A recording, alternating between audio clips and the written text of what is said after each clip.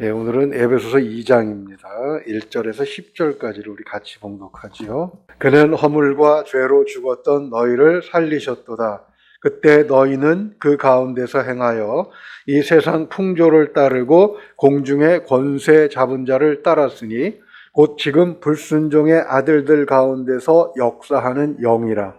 전에는 우리도 다 그 가운데서 우리 육체의 욕심을 따라 지내며 육체와 마음에 원하는 것을 하여 다른 이들과 같이 본질상 진노의 자녀이었더니 긍휼이 풍성하신 하나님이 우리를 사랑하신 그 큰 사랑을 인하여 허물로 죽은 우리를 그리스도와 함께 살리셨고 너희는 은혜로 구원을 받은 것이라.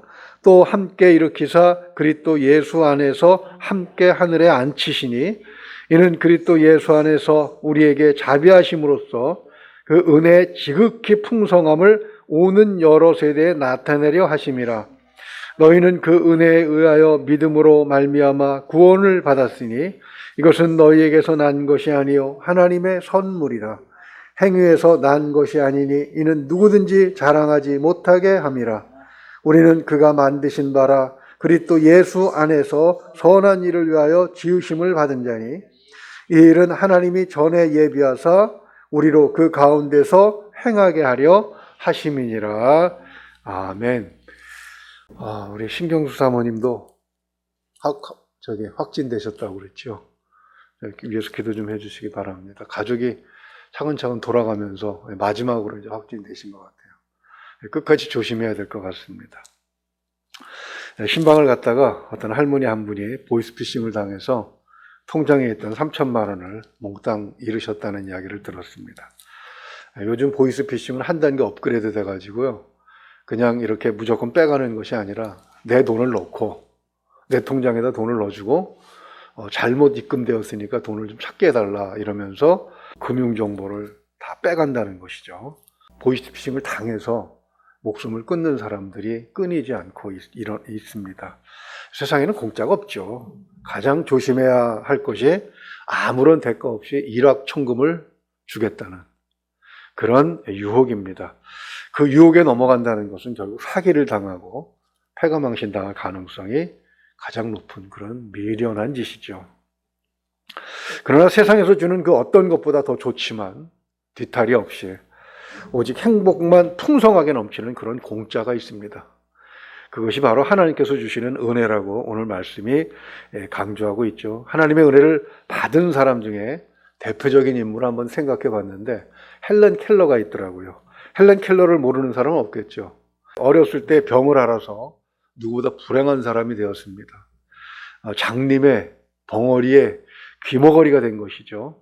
그런 중증 장애인이 세계적으로 유명한 그런 인사가 되었습니다. 사람을 감동시키는 연사, 심지어는 영화에도 출연한 배우로서 활동을 했고요. 사회개혁운동가로 또 사회사업가로 그리고 저술가로 68세에 생을 마감할 때까지 아주 세계적으로 많은 사람들의 심금을 울리는 그런 삶을 산 것입니다. 그런 놀라운 변화는 헬렌 켈러 혼자서 일으킨 것은 아닙니다. 앤 설리반이라고 하는 선생님의 사랑 안에서 하나님의 은혜를 알게 되었을 때 일어났다고 그 자서전에서 기록하고 있죠. 헬렌 켈러를 변화시킨 앤 설리반 역시 장애인이었습니다. 시각장애인이었습니다.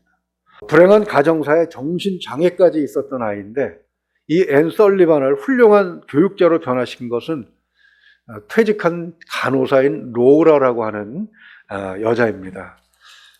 앤 설리반은 로우라가 전하는 그 하나님의 사랑 안에서 은혜를 깨닫고 그것을 헬렌 켈러에게 전해주고 헬렌 켈러는 또 자기가 받은 은혜를 전 세계 모든 사람들에게 전하는 그런 삶을 산 것이죠. 이렇게 하나님의 은혜는 그것을 깨달은 사람들에게 놀라운 기적으로 나타납니다. 열매가 열리는 것이죠. 크리스천이 하나님의 은혜를 깨닫는 것은 그래서 그렇게 중요합니다. 에베소서를 보게 되면 처음부터 지금까지 계속 하나님의 은혜를 얘기해요. 왜 그렇습니까?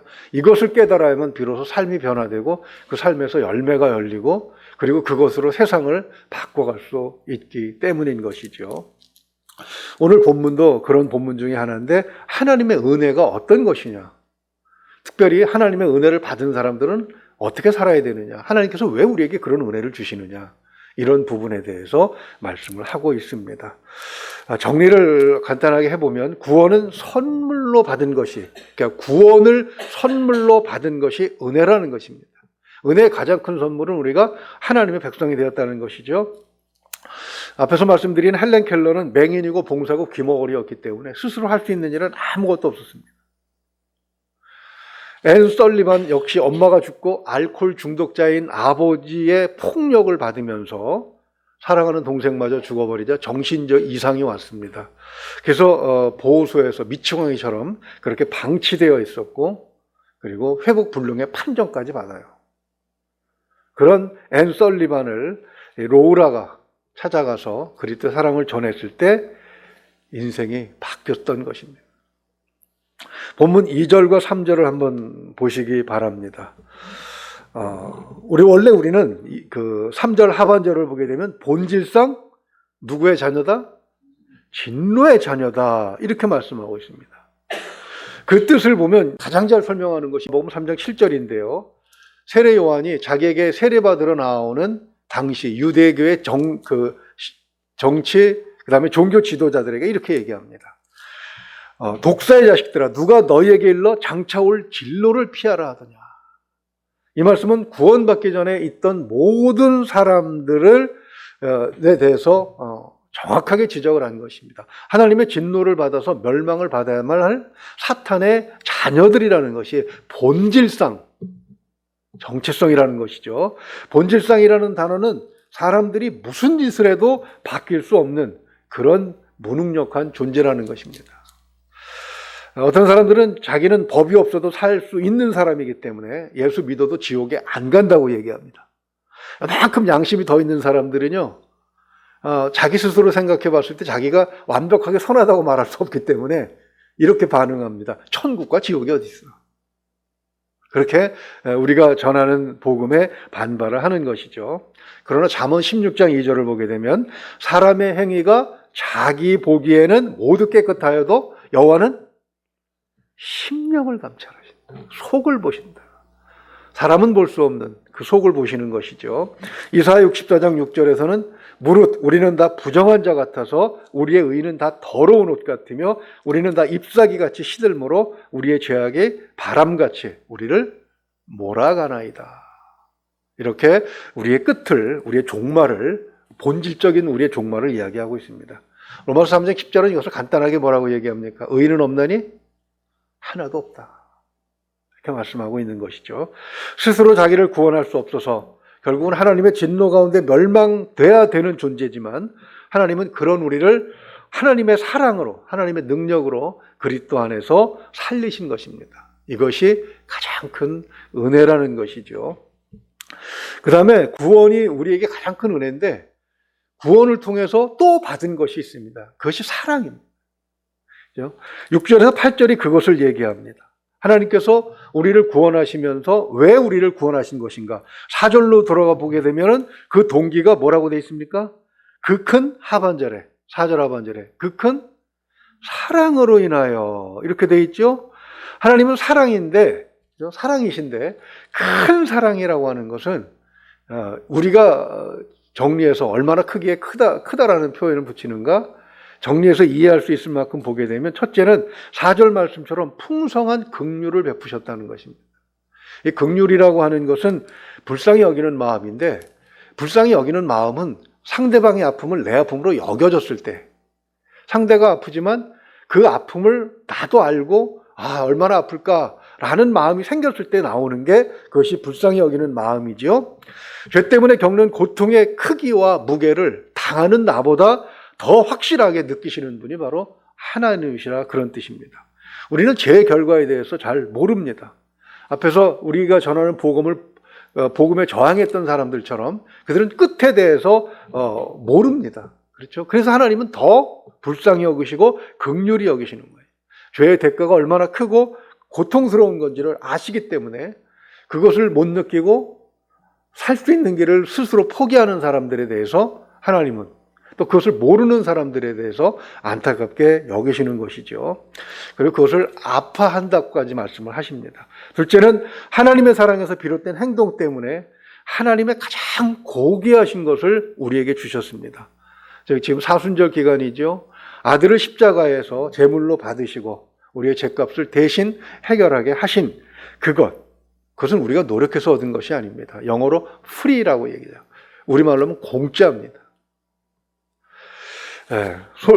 그래서 소홀하기 쉽지만 결코 그래서는 안 되는 것이죠. 왜냐하면 이건 값싼 구원이 아니고 하나님의 가장 소중한 것을 우리를 위해서 제공하신 것이기 때문에 우리는 그 가치를 알아야 되는 것이죠. 세 번째는 우리가 받을 자격이 없는데 받았다는 것. 계속해서 말씀하고 있습니다. 8절 하반절을 한번 보십시오. 하나님의 무엇이다? 선물이다. 이것은 너희에게서 난 것이 아니요 하나님의 선물이라고 말씀합니다. 여기서 너희에게 난 것이 아니라는 구절은 자격의 유무를 뜻하는 것인데 본질상 진노의 자녀라는 것. 즉 하나님의 자녀가 아니고 사탄 마귀의 자녀였기 때문에 하나님의 사랑을 받을 자격은 원래 없었던 것이죠. 그렇기 때문에 우리가 은혜라는 말을 사용을 하게 되는 것입니다. 그 다음에 이제 세 번째로 하나님의 큰 사랑이라고 하는 것은 그것이 우리에게 왔을 때, 이제 구원이 우리에게 오고 구원을 통해서 우리에게 하나님의 사랑이 베풀어졌을 때 결과가 있다는 것입니다. 우리 9절만 한번 읽어볼까요? 행위에서 난 것이 아니니 이는 누구든지 자랑하지 못하게 함이라, 이렇게 말씀을 하고 있습니다. 자랑할 자격은 없다는 것입니다. 이것은 자랑하지 말라는 것이 아니고요. 그 구원을 받은 나를 자랑하는 것이 아니라 구원을 베풀어 주신 하나님을 자랑하는 거예요. 그리고 그 자랑은 말로 하는 것이 아닙니다. 여기서 자랑이라고 하는 것은 원어를 보게 되면 이렇게 으스대는 거 있잖아요. 좀 좋은 거 갖고 좀 높은 자리에 앉았다, 좀 많이 가졌다, 이거 가지고 으스댄다는 것인데 사람들은 다 자기 나름대로 그런 것들이 좀 있습니다. 재능이 좀 있다던가 아니면 자기만 아는 뭔가가 있다던가 이런 것들이 있습니다. 그런 것들로 뭔가를 좀 자랑하려고 하는 그런 것이 있는데 하나님께서 우리에게 주신 진정한 은혜는 은혜로 구원받은 자의 삶을 살도록 하셨다는 것입니다. 카메라가 없으면 사진을 찍을 수가 없고 텔레비전이 없으면 재밌는 드라마를 볼 수가 없을 것입니다. 하나님의 은혜를 알지 못했다면 할 수 없는 일들이 있습니다. 10절에서는 그것을 선한 일이라고 표현을 하고 있죠. 하나님께서 우리에게 구원을 주신 것은 이 선한 일을 할 수 있게 하시려고 우리를 구원하셨다, 이렇게 말씀을 하시는 것입니다. 선한 일을 한다고 해도 자기 의를 드러내는 것뿐인데 우리는 근본적으로 선한 일이 무엇인지 잘 알지 못하고 알았다고 해도 행하더라도 사실은 그것을 온전하게 행할 능력은 없다는 것입니다. 그런데 은혜 안에서 그것이 가능해졌다는 것이죠. 이것이 바로 은혜의 목적, 구원의 목적이고 하나님이 우리를 사랑하시는 사랑의 결과라는 것입니다. 그러므로 우리는 이 10절에서 그런 권유를 받습니다. 그럼 우리는 어떻게 살아야 되느냐? 하나님의 은혜 안에서. 하나님이 원하시는 바 선한 일을 하도록 우리가 은혜를 받았는데 그 선한 일이 무엇인가 한번 정리를 해보면요, 항상 우리는 그 은혜를 우리의 심령 안에 있게 만들어야 됩니다. 우리 기억력은 매우 짧습니다. 그렇죠? 시간이 지나면 다 잊어먹어요. 특히 은혜는 어디에 새긴다고요? 바닷가? 모래에 새깁니다. 우리가 인간에게 실망하는 게 바로 그런 거잖아요. 다 베풀었는데 시간이 지나고 나서 별로 지나지도 않았는데 까맣게 잊어버리고 뒤통수를 치는 그런 일들이 참 많지 않습니까? 그래서 성경은 계속해서 우리에게 말씀하시는 바가 은혜가 심령에 있어야 된다. 그래야 은혜 받은 자의 삶을 지속적으로 살아갈 수 있다는 것이죠. 가장 좋은 것이 매일같이 은혜를 확인하는 것입니다. 생명의 삶이나 말씀 같은 큐티 자료들을 좀 매일같이 하면서 확인하는 것도 굉장히 좋습니다. 그렇게 해서 우리의 입에서, 우리의 생각이 그렇게 바뀌면 우리의 입에서 은혜의 말이 나와야 됩니다. 자연스럽게 우리의 언어가 은혜의 언어로 변화되어야 하는 것입니다. 내가 하는 말로서 내 안에 은혜가 있는지 없는지를 판단할 수 있습니다. 그리고 말이라고 하는 것은 뱉어서 없어지는 것 같지만, 소멸되는 것 같지만 녹음하지 않는다고 해도 내 안으로 도로 들어와서 내 심령에 새겨지는 역할이 있다고 그래요. 그래서 내 입에서 독한 말이 나오고 독한 언어가 나오게 되면 그것이 돌아와서 결국 나를 상하게 한다고 하죠. 그러나 선한 말을 내 입에서 하게 되면 그것이 내 속에 새겨져서 선한 삶을 살게 하는 그런 그 힘이 되는 것입니다. 그렇게 해서 세 번째로 나타나는 결과가 뭐냐면 선한 열매가 열린다는 것입니다. 골로새서 1장 6절은 은혜의 성격을 이렇게 요약해서 보여주고 있습니다. 이 복음이 이미 너희에게 이름에 너희가 듣고 참으로 너희 중에서와 같이 또한 온 천하에서도 열매를 맺어 자라는도다. 아멘. 은혜 받은 자의 삶을 살면서 자신의 삶에도 그 열매가 열리지만 그 효과는 온 천하에 퍼진다는 것입니다. 퇴직한 로라라고 하는 누구도 모르는 사람이 앤 설리반이라는 의사도 포기한, 전문가들이 포기한 인격을 붙잡고 하나님의 사랑을 전했을 때 그가 헬렌 켈러라고 하는 놀라운 인물을 만들어내고 그가 온 세상에 하나님의 놀라운 은혜를 전하지 않습니까? 사실 이것은 하나님의 은혜를 받은 누구에게서도 일어나야 하는 그런 일이라는 것입니다. 말씀을 정리하면 그렇습니다. 은혜로운 삶의 목표를 정하고 매일같이 체크하는 것, 그것이 내가 은혜 안에 살아가는 우리 한계를 가진 사람으로서 할 수 있는 그런 아주 좋은 일입니다. 그 다음에 언어의 변화를 한번 체크를 해보시기 바랍니다. 항상 내 입에서 선한 말이 나가고 있는지 아니면 좀 독한 말이 나가고 있는지 이게 참 체크해보면 가슴이 아파요. 나는 아직도 멀었구나 하는 때가 굉장히 많습니다. 그러나 그것을 솔직하게 하나님 앞에 내려놓고 하나님 나는 여기 이것밖에 안 됩니다. 성령께서 좀 도와주십시오라는 기도가 있다면 하나님께서는 결국은 궁극적으로 바꿔주실 줄로 믿습니다. 그리고 그런 삶의 변화를 기꺼이 받아들여야 됩니다. 행동은 생각의 지배를 받지요. 하나님의 은혜를 가슴에 새겼다고 하면 그래서 우리의 생각과 우리의 사고가 하나님의 은혜 가운데서 이루어진다고 하면 행동은 자연스럽게 따라오게 되어 있다는 것이죠. 로라처럼 앤 설리반처럼 헬렌 켈러처럼 세상을 아름답게 만드는 향기로운 열매가 열리게 될 줄로 믿습니다. 바울 한 사람이 변화되었을 때 온 세계 역사가 변하지 않습니까? 우리는 우리의 작은 삶의 영역, 우리 가정, 내가 일하는 곳, 이웃 간의 관계 속에서의 변화를 충분히 일으킬 수 있는 은혜 받은 사람인 것을 잊지 마시기 바랍니다. 그 은혜 속에서 오늘도 아름다운 열매, 향기로운 열매를 풍성하게 생산할 수 있는 저와 여러분 될 수 있기를 주님의 이름으로 축원을 드립니다. 기도하겠습니다. 은혜로우신 우리 아버지 하나님, 하나님의 은혜는 참으로 우리 입으로 자랑할 만한 것이 아니라 오직 우리에게 은혜 주신 하나님을 자랑해야 하는 그런 것인데 말로만 자랑하는 것이 아니라 우리의 삶 속에서 열매가 열리면서 그것으로 하나님의 이름이 영광을 받도록 해야 된다고 하는 사실을 다시 한번 말씀을 통해서 상기하게 하시니 감사합니다. 하나님, 오늘도 우리의 삶은 육신의 삶 속에서 결코 쉽지 않은 삶을 살게 될 줄로 믿습니다. 뜻대로 되는 것도 없고 항상 위험 속에서 특히 이 코로나19와 같이 전혀 예기치 못했던 재앙 속에서 아직 우리는 헤매고 있습니다. 하나님, 그러나 우리의 마음속에 은혜를 상실하지 않도록 체크하고 또 체크할 수 있는 우리가 되기를 소망합니다. 하나님 말씀을 가슴에 새기고 지켜나갈 수 있는, 지킬 것을 반드시 지켜나가는 우리가 될 수 있도록 하나님 도와주시옵소서. 우리의 삶에서 나오는 향기가 사람들 생활에 지친 이 재앙 가운데 지친 사람들에게도 희망이 되기를 소망합니다. 하나님, 우리 가족들을 도와주시고 특별히 우리 기도하는 식구 가운데 확진되어 고통당하는 사람이 있습니다. 하나님 도와주시옵소서. 이기게 하여 주시옵소서. 또한 우리를 끝까지 보호하여 주시옵소서. 믿고 의지하오며 우리 주 예수 그리스도 이름으로 기도하옵나이다. 아멘.